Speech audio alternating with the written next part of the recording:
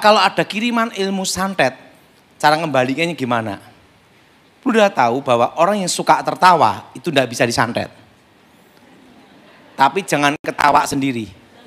Nah, suatu kali calon anggota DPR RI dari partai besar minta tolong saya. Kenapa? Karena dia dikirim santet. Dari mulutnya keluar rambut-rambut. Dan setiap kali dia mandi, ketiak gini nih, keluar kerikil dan pasir. Dan setiap malam ada burung hantu. Tiap malam. Nah, dia orang Kristen dipanggil pendeta. Pendeta datang, setan keluar. Pendeta keluar, setan datang. Yang berbahagia ialah mereka yang mendengarkan firman Allah dan yang memeliharanya. Lawan kita bukan darah dan daging, tapi penguasa-penguasa darah, roh-roh jahat di udara. Nah, bagaimana kita mengenali serangan kuasa setan? Ini yang penting. Nah, semua serangan kuasa setan yang hubungan dengan kuasa kegelapan, mayoritas di Indonesia itu selalu berhubungan dengan arwah. Dengan apa, saudara? Dengan apa? Arwah. Suatu kali saya diminta tolong seorang notaris. Ibu notaris ini minta tolong saya. Karena dia punya seorang ayah. Ayahnya ini tiba-tiba itu tidak sadar jalan sendiri sampai jauh dari rumah. Setelah itu balik. Umurnya di atas 80 lebih. Suatu kali ayahnya ini masuk rumah sakit dan sakit parah, sakit berat. Mati ndak, hidup ndak. Kalau udah mau mati, mau tit, tiba-tiba bangun lagi. Terus pihak keluarga minta tolong saya, notaris ini minta tolong saya. Pak Daud, untuk urusan setan ini saya minta tolong Pak Daud. Karena yang tahu tentang setan, bekasnya setan. Ya udah, saya datang ke sana. Saya ngomong sama notaris ini, sama keluarganya. Pasti Bapak ini ada kuasa setan. Ada roh jahat yang di dalam tubuhnya. Ada roh jahat yang ada di mana? Dalam apa? Tubuhnya. Langsung keluarga ini berkata gimana? Anaknya perempuan ngomong, Pak, saya mimpi. Nah, serangan kuasa gelap bisa terkena ke anaknya. Padahal yang punya kuasa gelap ayahnya. Gimana?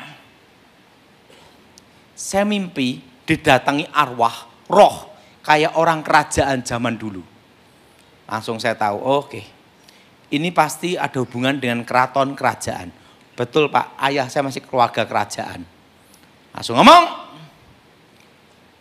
ini pasti ada pusakanya, jimatnya. Mana pusakanya?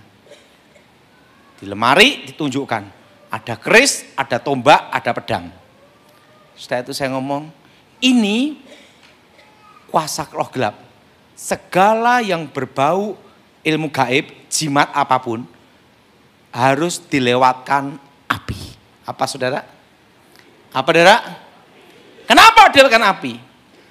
Karena sebelum saya bertobat, dipercaya jin setan periprayangan tercipta dari unsur api. Dari unsur apa saudara? Dari unsur apa? Api. Dan apa yang terjadi? Langsung dibakar, tiba-tiba langsung keluar kayak hijau, ular naga itu, gini keluar. Setelah dibakar, saya ngomong, jadi ingat saudara, kenapa api? Arti api itu kembali seperti semula, dimentahkan. Apa saudara? Makanya semua jimat itu harus masuk ke dalam api untuk namanya dimentahkan atau kembali seperti semula. Termasuk mengembalikan santet pun, itu pun dibakar, dilewatkan api, kembali ke pemiliknya. Seperti semula. Nah, begitu bakar, Terus selesai, saya ngomong, ini habis didoakan, dibakar, 10% hidup sembuh total. 90% mati. Udah siap, udah. Datang ke rumahnya, itu langsung ke rumah sakit, doakan bagian jantungnya. Coba semua pegang bagian jantung. Ingat, kalau saudara mengalami kasus orang yang susah mati punya jimat, mati ndak hidup ndak. Kekuatan pusat, semua kekuatan gaib yang menyandra jiwa, hidup namanya antara, mati ndak hidup ndak, rohnya itu keluar atau tidak, tetap dalam tubuh. Mau keluar ndak bisa, mau masuk juga tengah-tengah, namanya dunia antara. Apa saudara? Nah, itu pegang bagian jantung. Ini semua, darah Yesus. Hancurkan segala kutuk. Darah Yesus. Hancurkan segala mantra. Darah Yesus. Hancurkan segala jimat. Darah Yesus. Bebaskan. Demi nama Yesus, roh jahat keluar. Tumpang tangan sini. Cuma tumpang tangan. Saya ngomong, tidak lama ini 90% mati. Saya pulang, paginya dapat berita, meninggal. Jadi ingat, kalau saudara ada yang punya jimat, itu untuk dimusnahkan kekuatannya, harus masuk ke dalam apa? Api. Artinya apa? Dimentahkan. Apa saudara? Apa saudara? Dimentahkan kembali seperti apa? Semula. Nah, kalau tidak dibakar, roh itu bisa masuk lagi ke benda itu. Maka harus dibakar untuk dimentahkan kembali seperti semula. Kenapa? Karena jin setan dipercaya tercipta dari unsur apa? Api. Artinya kembali seperti semula. Suatu kali saya nangani kasus seorang bapak. Dia pasang susuk supaya menang main bola, tetapi tidak pernah juara dunia. Pasang susuk. Nah, supaya apa? Kalau adu kaki dia menang. Jadi sepak bola itu tujuannya bukan nyerang bola, tapi nyerang apa?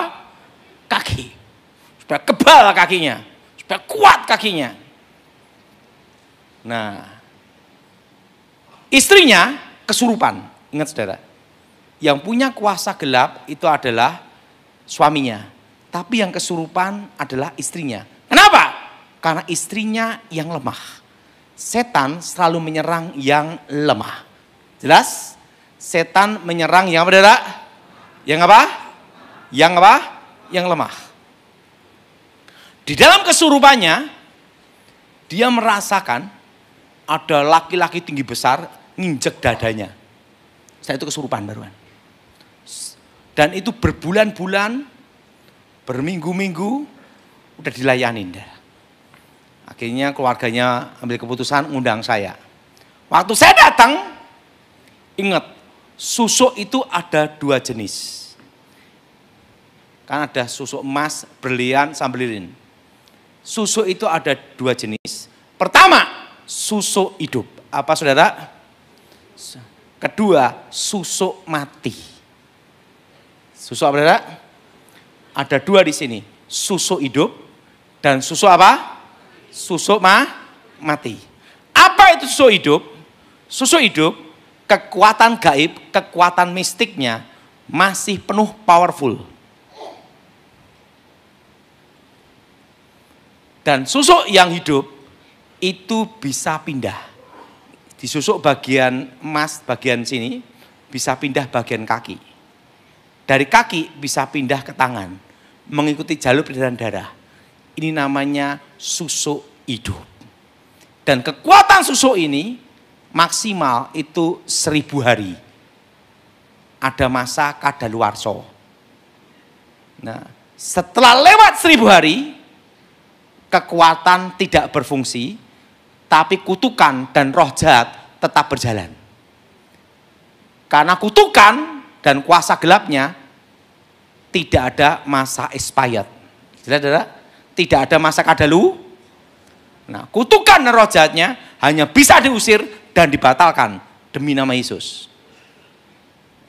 Itu namanya susu hidup. Nah, susu hidup ini kalau didoakan itu keluar emas berliannya. Karena masih powerful, ada kekuatan gaibnya. Jelas? Masih ada apa, saudara? Masih ada apa, saudara? Kekuatan apa? Gaibnya. Nah, saya pernah ngelayanin seorang bapak punya anak polisi. Perwira, dia minta tolong saya karena dia tahu ayahnya ini pasang susuk. Dan susuknya masih hidup. Dan susah mati. Karena setiap sebelum 1000 hari itu dibangkitkan. Makanya ada namanya itu, ada kalau pusaka itu setiap bulan suro. Dimandiin untuk dibangkitkan. Kalau susuk itu 1000 hari untuk dibangkitkan. Nah, susah mati ayahnya ini. Waktu itu saya doakan. Ingat, kalau jenis yang susah mati ini pegang bagian jantung. Coba pegang bagian sini. Nah. Jelas? Pegang bagian apa? Darah Yesus hancurkan kutuk, darah Yesus hancurkan mantra, darah Yesus hancurkan jimat, darah Yesus bebaskan. Demi nama Yesus, roh-roh jahat keluar. Karena susuknya masih hidup, saya ngomong, susuk ini masih hidup, tunggu sebentar. Tiba-tiba, buang air besar, bau banget adalah. Keluar dari beraknya itu apa? Jarum emas berapa biji? Kenapa keluar? Karena susuk hidup. Jelas? Jadi kalau kita ngusir setan, doa pelepasan tentang susuk, harus paham benar.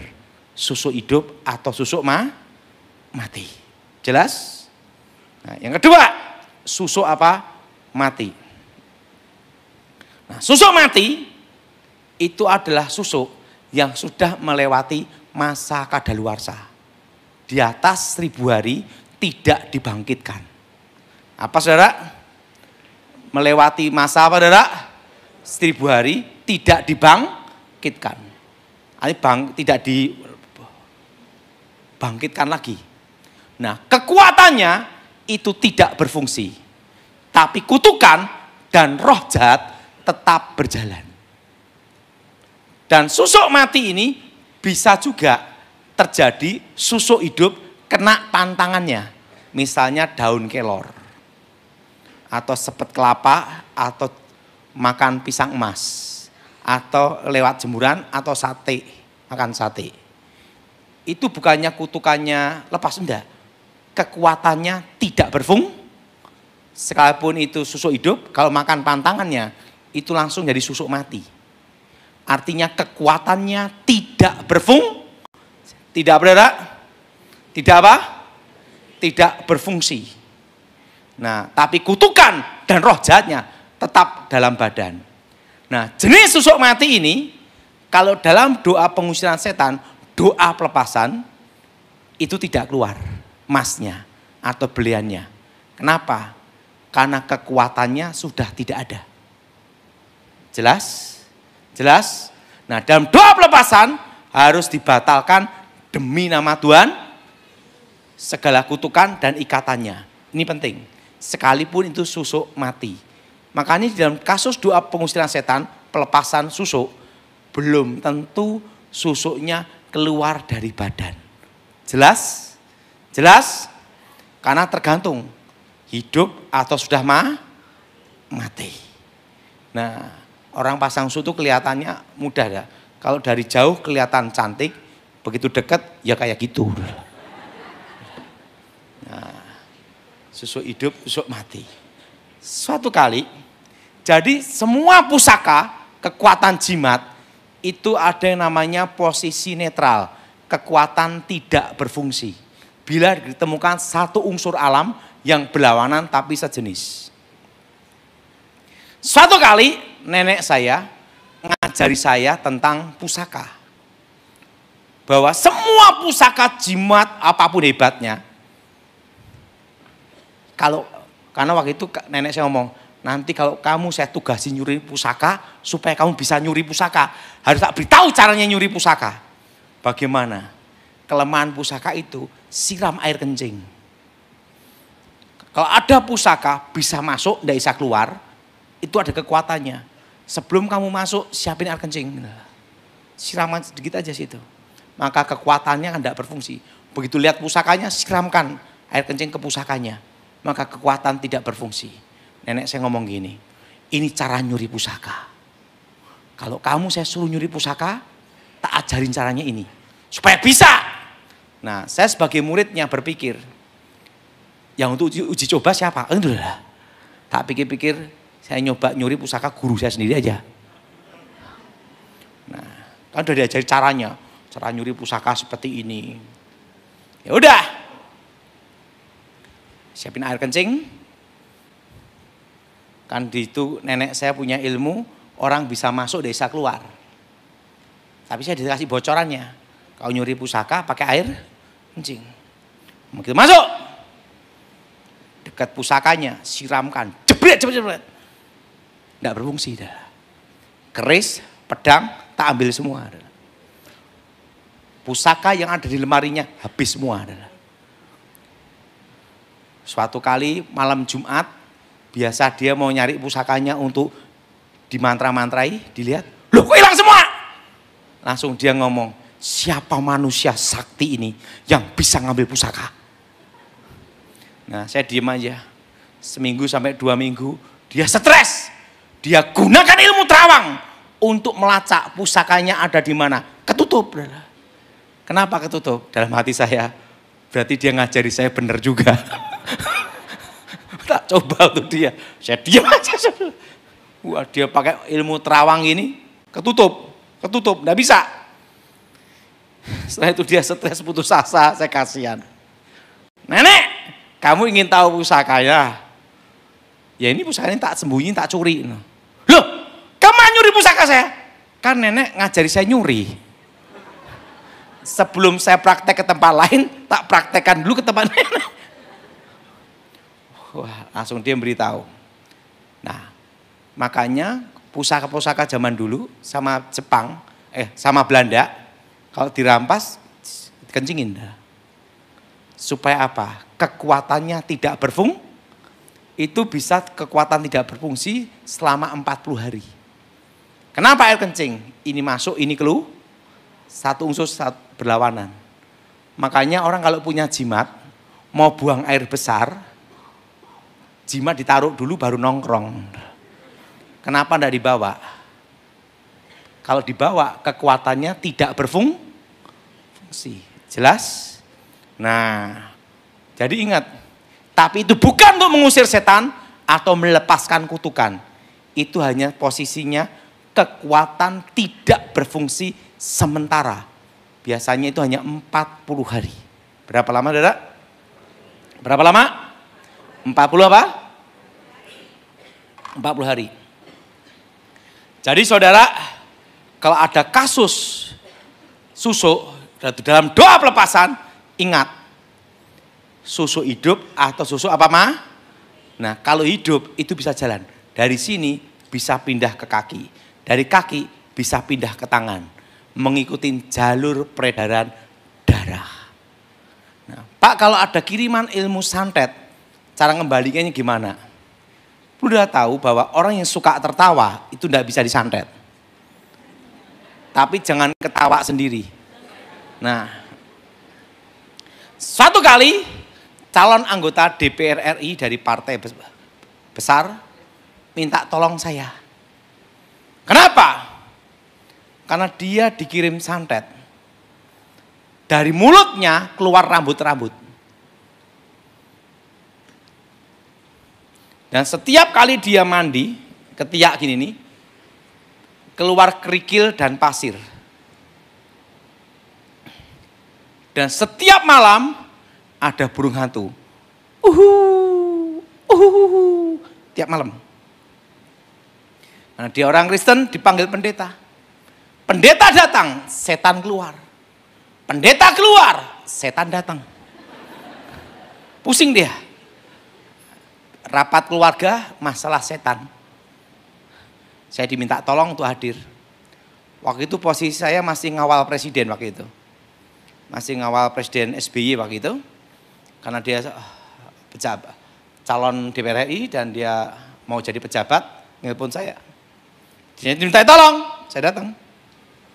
Saya lihat, wah ini setannya ini pengertian. Dia botak, dikirim rambut. Kendalanya muncul bagian sini. Dia ngomong, Pak, cara ngembaliin santet gimana? Mudah. Ambil Pak rambutnya semua, kumpulin. Rambutnya, saya itu batu sama pasirnya. Cara ngembaliin santet itu apa? Dibakar dengan api. Apa saudara? Dibakar dengan apa? Artinya apa? Kembali ke asal. Kembali seperti semu. Jelas? Jelas? Kalau ada yang ngirim mati rezeki tanah kuburan, sudah tahu tanahnya, kumpulin. Bakar. Itu kembali seperti semula. Kembali ke asal. Doakan demi nama Tuhan. Nah setelah itu, Pak, burung hantunya gimana? Tembak dor, goreng. Nah, saya penting dimasukkan dalam api. Bakar dulu di api. Burungnya dibakar di api dulu. Plus. Nah, ingat, kalau saudara ada kiriman santet, paku, boneka, tali pocong, atau model pocong, atau model apapun. Tahu itu jenis santet. Ingat, langkah pertama yang dilakukan apa saudara? Masukkan ke dalam apa? Kenapa masuk dalam api? Kembali ke asal. Itu semua, kembali ke asal. Apa saudara? Atau dimentahkan, kembali ke pemiliknya. Nah, tapi ingat, semuanya itu, semua jimat, semua jenis pusaka model apapun harus masuk ke dalam api. Untuk apa? Menghilangkan kekuatannya. Kedua, supaya kembali ke semula. Dimentahkan. Apa saudara? Apa saudara? Dimentahkan. Ada satu kasus yang saya tanganin, ini supaya lebih jelas saudara. Ada seorang pemuda, tapi belum menikah, usia 40-an. Dia punya jimat, batu, dan itu membuat dia kebal senjata. Di karter, tembak, silet, nggak mempan. Batu ini kalau dilempar, peng, ke sungai, besok pagi-pagi, tek, balik ke lemari. Dilempar itu ke laut, peng, besoknya, kembali ke lemari lagi. Dan banyak hamba-hamba Tuhan doain dia. Suruh nyilet karter. Suruh beli di Indomaret, silahkan disilet gitu. Gini-gini. Lah hamba Tuhannya nonton gini-gini doang. Doa demi nama Yesus tapi gini-gini. Karena lihat kebal dia. Dan pemuda ini ngomong, batu ini silahkan buang. Suruh buang. Batunya dibuang, beng ke laut. Berapa hari kemudian, peng, balik ke lemari. Ditunjukin, no, batunya balik. Gitu lah. Kakak-kakaknya pusing, minta tolong sama saya. Yang tahu tentang setan, bekasnya apa? Setan. Udah saya datang. Langsung dia ngomong, ini Pak Daud ya? Iya. Dukun santet ya? Gitu lah. Dia tahu, ya udah saya bilang gitu. Dia ngomong, Pak Daud, silakan beli karter di Indomaret, gitu lah. Atau di toko, terserah. Silatkan di badan saya. Saya membawa pusaka saya ini. Saya diam aja. Nggak usah pakai silet. Sini. Kan dia gini-gini pakai pusakanya. Rambutnya tak rontok. Waktu rontok, dia pucat. Saya beritahu Mas, Anda bukan lawan saya. Kenapa? Ilmu masuk di bawah saya. Kalau saya belum bertobat, kamu udah ketemu Tuhan. Langsung, kaget dia pucat. Saya tahu kamu punya ilmu kebal. Kelemahan apa juga tahu saya. Mana pusakanya? Sini. Tahu enggak Pak? Pusaka ini, berapa hamba Tuhan ngomong, udah tak lempar Pak Daud balik lagi. Tak lempar balik lagi. Ya, kalian goblok sih. Kasih tahu caranya. Mana pusakanya? Plek. Pertama, harus apa saudara? Masuk dalam apa? Api. Ingat itu. Jimat apapun harus dimasukkan ke dalam apa? Api dulu. Lewatkan masuk api dulu. Begitu masuk dalam api, dem, kebakar. Setelah kebakar, batunya diambil, mana pukul besinya. Tek, hancur jadi pasir. Saya ngomong dia, udah tidak bisa balik lagi. Langsung doa pelepasan, bertobat. Kenapa hamba Tuhan yang ini gagal? Karena tidak masuk ke dalam api. Jadi, saudara ada yang ngirimin santet, bendanya itu ketemu, langkah pertama. Apa saudara? Masuk ke dalam apa? Api. Karena semua jimat, kekuatan pusaka apapun, kalau masuk dalam api, kembali seperti semula dan dimentahkan. Untuk pengusiran setan demi nama Yesus. Nah, makanya ada kasus tertentu, kalau jimatnya hanya dibuang aja, rohnya balik lagi.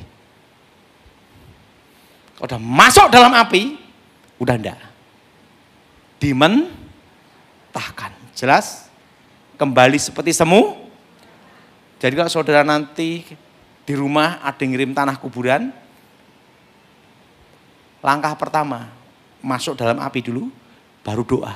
Jadi demi nama Tuhan Yesus, keluar. Kenapa ke dalam api? Kembali ke asal. Kembali ke pemilik. Jelas? Jelas? Jelas? Ini semua masuk dalam api. Saudara, banyak orang ngomong sama saya gini, Pak, tahun ini aja udah berat. Gimana tahun depan? Betul? Saya kan beritahu pada saudara semua tahun lalu, bahwa kita semua akan masuk resesi ekonomi itu di tahun 2025. Betul? Yang masih ingat angkat tangan semua.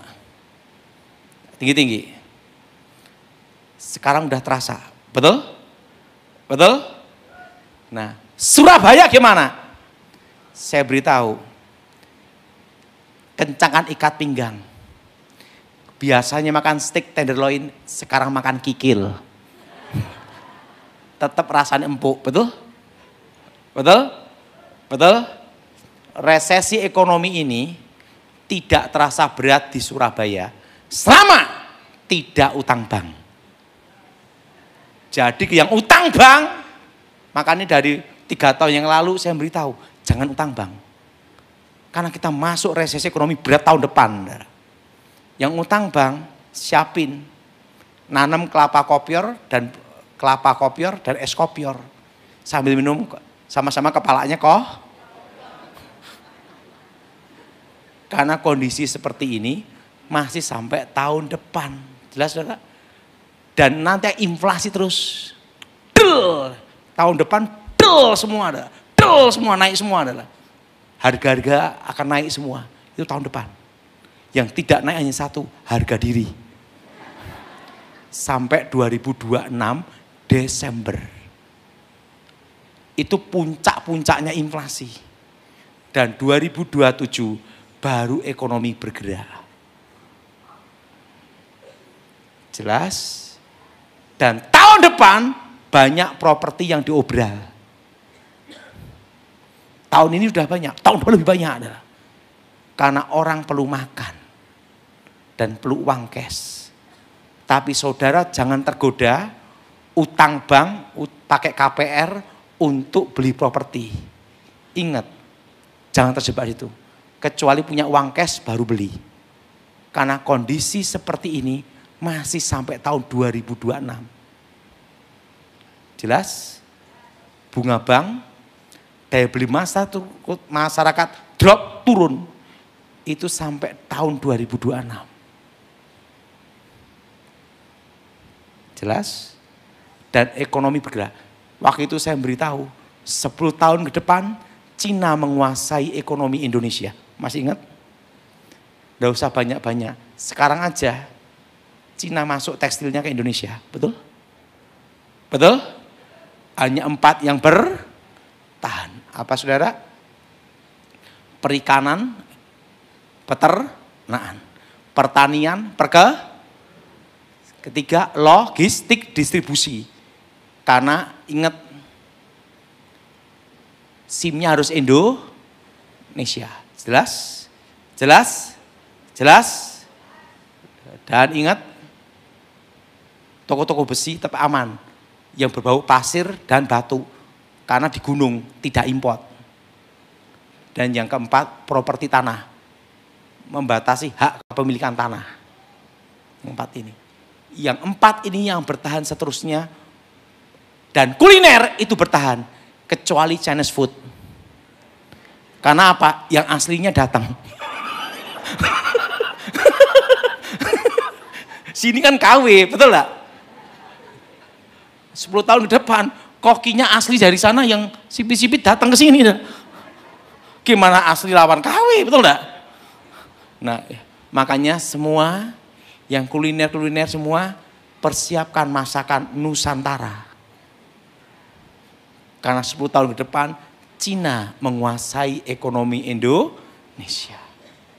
Kemarin saya di Kementerian Pertahanan, saya omong-omong sama Jenderal Glenny Kairupan karena sahabat saya 20 tahun. Saya ngomong, langkah pertama swasembada jagung dulu. Untuk apa? Karena jagung yang paling tahan kemarau. Kalau padi itu harus berair cukup. Dari batang, daun, sampai biji, semua bisa kepake. Dan tahan lama. Pertama, jagung dulu. Kedua, aman dulu. Kondisi apapun penting aman. Ingat, tahun depan yang diutamakan presiden pasti aman dulu. Jelas? Jelas? Jadi saudara tidak usah takut akan terjadi macam-macam. Aman. Amin. Ngomong sebelahnya, tidak usah pindah luar negeri. Amin. Apa saudara? Aman. Ingat, posisi apa saudara? Aman. Pak, gimana untuk ke depan, tahun depan nyimpen apa? Pertama, yang hubungan dengan dagang, yang berhubungan dengan import, harus punya cash dolar. Secukupnya aja. Yang kedua, udah tahu emas nanti berapa tahun lagi 2 juta per gram. Tahun lalu saya nyuruh semua nyimpen emas walaupun 1 gram. Betul? Betul? Sekarang udah naik. Dan berapa tahun lagi 2 juta per gram. Jadi kalau nikah nanti bukan pakai cincin emas, cincin aluminium. Jelas? Cincin apa saudara? Ngomong sebelahnya, itu nanti zamanmu. Penting tahan lama, aluminium. Cintamu sejati seperti aluminium. Nah, jadi itu akan terjadi, ingat. Dan saya sudah beritahu, tahun depan perpajaan. Jadi saya beritahu sekarang, ini sebelum saya selesai khotbah ya.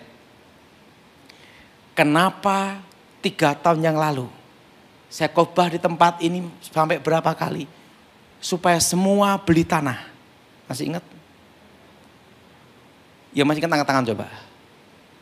Beli tanah, beli emas, beli US dollar. Betul? Saya kasih tahu. Gaji UMR sekali. Sekarang ini misalnya. Sebulan maksimal lah. Udah berat itu. Itu 5 juta. UMR ya. Oke. Mau punya rumah. Harga 500 juta itu paling rendah di Surabaya. Betul? Betul? Kecil. RSSS. Rumah sangat sederhana, selonjor, susah. Itu aja udah 500 juta di dalam kota. Betul? Betul? Itu mau beli aja. Itu nunggu 10 tahun loh. Itu sama makan dikurangin doa puasa. Betul? Setelah 10 tahun mau beli, naik. Karena harga tanah naik terus. 1,5 miliar, 2 miliar. Gimana mau kebeli, betul? Apalagi gajian 3 juta, 4 juta. Kan saya beritahu, saudara semua beli tanah, nanti menentukan masa depan anak-anakmu, betul? Betul? Perpajaannya, betul? Betul? Kedua, ingat saudara, saingan tambah berat, betul? Betul? Makanya 3 tahun yang lalu saya beritahu semua supaya beli apa? Tanah. Ya masih ingat, angkat tangan coba. Dan saya beritahu semua suruh berkebun. Harga-harga naik semua, betul? Krisis pangan. Dan tahun ini dan saat ini saya beritahu, tahun depan, tahun untuk bertahan. Apapun kondisimu, bertahan, usahakan jangan utang bank. Jelas? Jelas? Jelas? Dan nyimpen uang emas, nyimpen di rumah, uang cash, jaga-jaga. Di bank juga ada, di rumah juga ada. Kenapa? Jaga-jaga tiba-tiba pembatasan pengambilan uang di bank. Jaga-jaga semua. Jelas, saudara? Tapi untuk negara aman. Tepuk tangan, saudara. Jadi tahun ini saya beritahu untuk tahun depan. Semua yang bisnis berhubungan import, siap-siap cash dolar disimpan. Jelas? Dan apa berapa tahun lagi emas berapa, saudara? 2 juta per gram. Jelas? Dan tahun ini sampai 2026 harga-harga akan naik terus sampai puncak, saudara. Puncaknya kapan? 2026 Desember. Setelah puncak 2027 baru properti naik karena properti itu yang terakhir. Nah, jadi tahun ini banyak properti yang diobral. Tahun depan lebih banyak lagi, saudara. Tapi daya beli masyarakat turun sampai 2026. Ini waktunya Sampai 70 kali 7 kali. Sebab hal kerajaan surga seumpama seorang raja yang hendak mengadakan perhitungan dengan hamba-hambanya. Setelah ia mulai mengadakan perhitungan itu, dihadapkanlah kepadanya seorang yang berhutang 10.000 talenta. Tetapi karena orang itu tidak mampu melunaskan hutangnya, raja itu memerintahkan supaya ia dijual beserta anak istrinya dan segala miliknya untuk membayar hutangnya. Maka sujudlah hamba itu menyembah dia, katanya, "Sabarlah dahulu, segala hutangku akan kulunaskan."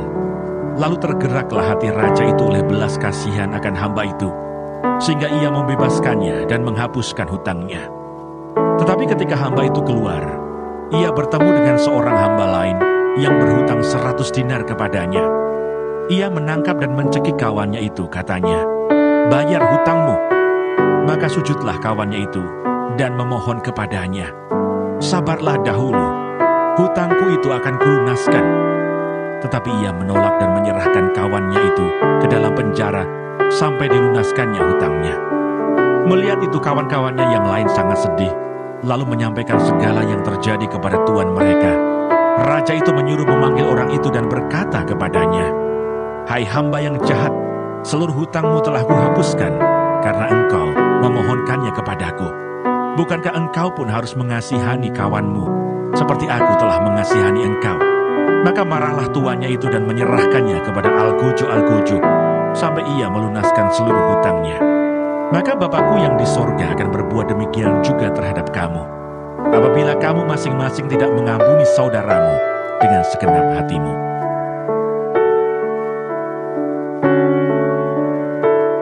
Matius pasal 19. Perceraian. Setelah Yesus selesai dengan pengajarannya itu, berangkatlah ia dari Galilea dan tiba di daerah Yudea yang di seberang sungai Yordan. Orang banyak berbondong-bondong mengikuti dia, dan ia pun menyembuhkan mereka di sana. Maka datanglah orang-orang Farisi kepadanya untuk mencobai dia. Mereka bertanya, "Apakah diperbolehkan orang menceraikan istrinya dengan alasan apa saja?" Jawab Yesus, "Tidakkah kamu baca bahwa Ia yang menciptakan manusia sejak semula menjadikan mereka laki-laki dan perempuan dan firman-Nya. Sebab itu laki-laki akan meninggalkan ayah dan ibunya dan bersatu dengan istrinya, sehingga keduanya itu menjadi satu daging. Demikianlah mereka bukan lagi dua, melainkan satu. Karena itu, apa yang telah dipersatukan Allah tidak boleh diceraikan manusia. Kata mereka kepadanya, jika demikian, apakah sebabnya Musa memerintahkan untuk memberikan surat cerai jika orang menceraikan istrinya? Kata Yesus kepada mereka, karena ketegaran hatimu, Musa mengizinkan kamu menceraikan istrimu. Tetapi sejak semula tidaklah demikian. Tetapi aku berkata kepadamu, barang siapa menceraikan istrinya kecuali karena zina, lalu kawin dengan perempuan lain, ia berbuat zina. Murid-murid itu berkata kepadanya, jika demikian halnya hubungan antara suami dan istri, lebih baik jangan kawin. Akan tetapi ia berkata kepada mereka, tidak semua orang dapat mengerti perkataan itu, hanya mereka yang dikaruniai saja. Ada orang yang tidak dapat kawin karena ia memang lahir demikian dari rahim ibunya. Dan ada orang yang dijadikan demikian oleh orang lain. Dan ada orang yang membuat dirinya demikian karena kemauannya sendiri, oleh karena kerajaan surga. Siapa yang dapat mengerti, hendaklah ia mengerti. Yesus memberkati anak-anak.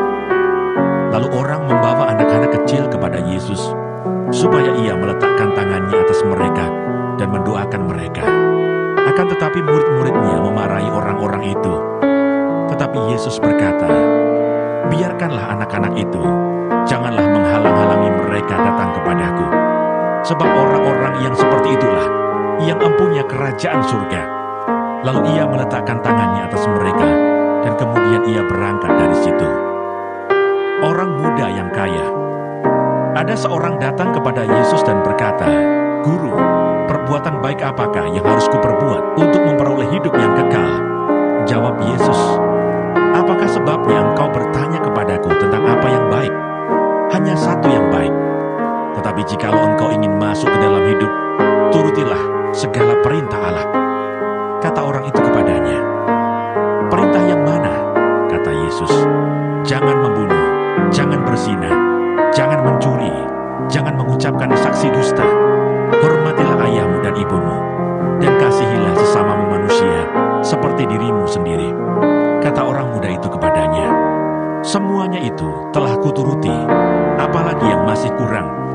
Kata Yesus kepadanya, jikalau engkau hendak sempurna, pergilah, jualah segala milikmu, dan berikanlah itu kepada orang-orang miskin, maka engkau akan beroleh harta di sorga. Kemudian datanglah kemari dan ikutlah aku. Ketika orang muda itu mendengar perkataan itu, pergilah ia dengan sedih, sebab banyak hartanya. Yesus berkata kepada murid-muridnya, aku berkata kepadamu, sesungguhnya sukar sekali bagi seorang kaya untuk masuk ke dalam kerajaan surga. Sekali lagi aku berkata kepadamu, lebih mudah seekor unta masuk melalui lubang jarum daripada seorang kaya masuk ke dalam kerajaan Allah. Ketika murid-murid mendengar itu, sangat gemparlah mereka dan berkata, jika demikian siapakah yang dapat diselamatkan? Yesus memandang mereka dan berkata, bagi manusia hal ini tidak mungkin, tetapi bagi Allah segala sesuatu mungkin. Upah mengikut Yesus. Lalu Petrus menjawab dan berkata kepada Yesus, kami ini telah meninggalkan segala sesuatu dan mengikut Engkau. Jadi apakah yang akan kami peroleh? Kata Yesus kepada mereka, aku berkata kepadamu, sesungguhnya pada waktu penciptaan kembali, apabila anak manusia bersemayam di tahta kemuliaannya, kamu yang telah mengikut aku akan duduk juga di atas 12 tahta untuk menghakimi ke-12 suku Israel. Dan setiap orang yang karena namaku meninggalkan rumahnya, saudaranya laki-laki atau saudaranya perempuan, bapak atau ibunya, anak-anak atau ladangnya, akan menerima kembali 100 kali lipat dan akan memperoleh hidup yang kekal. Tetapi banyak orang yang terdahulu akan menjadi yang terakhir, dan yang terakhir akan menjadi yang terdahulu. Yang berbahagia ialah mereka yang mendengarkan firman Allah dan yang memeliharanya.